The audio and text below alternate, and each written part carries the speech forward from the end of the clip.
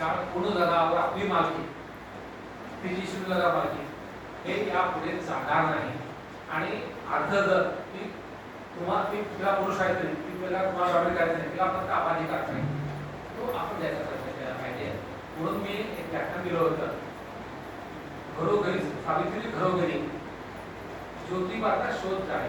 म्हणजे ज्योतिबा किती पण सहज दोघांचं संदर्भ होतं. ज्योतिबाने तिला शिकवलं, भेट दिला, ते मागे असं पाहावं. तर म्हणजे खऱ्या अर्थानं अत्यंत समृद्ध आयडियल, म्हणजे खरं वाटतं इतकं चांगलं जीवन होतं त्याचे आपण 10% जरी आपण सहजीवन जगलो. तो बायको आल्यानंतर तिला जवळच्या पेशंट बसलेला आहे, तो तिची पाय धुतो, त्या पायात हे सहजीवन आहे. म्हणजे मी तुला सांगतो की तुम्ही शाळा तुम्ही शिकू शकतो, माझी इच्छा पण तुला येणार नाही, मला तू शिकवलं पाहिजे आणि तुला खूप त्रास करावा लागणार आहे. तू सहन कर, पण मी तुला सोबत आहे, तुला घेऊन यायला तुझ्या असा पाहिजे. म्हणून स्त्रियांनी त्या घरात लेखी आहे तर सावित्रीच्या तिने कर्तव्यदार व्हावं, विवेकी पण राहावं.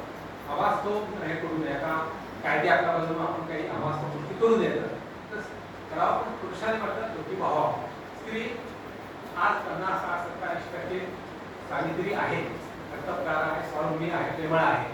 पण ज्योतिबा मात्र 10%च आहे. तर 10% जेव्हा 50% होतील, 50% योग्य असायला नाही तर आपला देश आणि आपला संसार चांगला होईल, घटस्फोट कमी होतील, लिव्हिंगला त्रास होणार नाही. गे आणि लेस्बियनला प्रेमात स्वीकारून त्यांच्यासोबत आनंदाने राहू शकतो, हे आपण करावं. हे एका काळाचं आव्हान आहे. जर आपला कुटुंब संस्था टिकवायची असेल, विवाह संस्था टिकवायची असेल, आपल्याला आपली नाती जपायची असतील आणि नात्यामध्ये मग मुलगा असू दे, नातू असू दे, नात असू दे, कोणी असू दे, मित्र असू दे, त्या नात्यामध्ये दुरावा निर्माण होणार नाही याची तिने काळजी घेतो. आपण जास्त काळजी घेतली पाहिजे. आणि आपण थोडेसे प्रौढ आहोत, तर प्रौढपणामध्ये आपण संबंध जास्त असलं पाहिजे. त्यामुळे अवघड असतो, बंडखोर असतो, ती बंड समजून आपण संबंध उत्तर दिलं तर निश्चितपणे भारताची कुटुंब संस्था, नाते संबंध ते सुदृढ राहतील आणि ते व्हावेत या उद्देशाने मी आज आपल्याकडे माझं मुक्त चिंतन मांडलेलं आहे. काही कठोर बोललो असेल, काही टीका केली असेल, आपल्याबद्दल नावामध्ये लागलं असेल तर तिने मला माफ करावं. तिने घरी काय विचार करावा, मला का लागलं, मी का हर्ट झालो, हर्ट झाला असा काही अर्थ कुठेतरी आपल्याबद्दल तुम्हाला लक्ष लागेल असेल तर ती चूक सुधारण्याचा प्रयत्न करा ना, हे महत्वाचं आहे. आणि ती चूक सुधारण्याची संधी आपण दिली पाहिजे की त्या दिवशी पण नंतर तुम्ही त्या दिवशी असं वागायला नको, त्या दिवशी मी जाणार होते तर तुम्ही मला विचारपूस का केली नाही.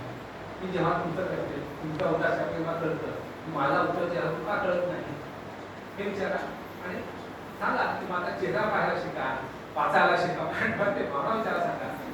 फक्त गाणे माझ्या डोळ्याचं वाच तुम्हाला तर ते आता ठीक आहे, छानच आहे गाणं, पण ते प्रत्यक्षात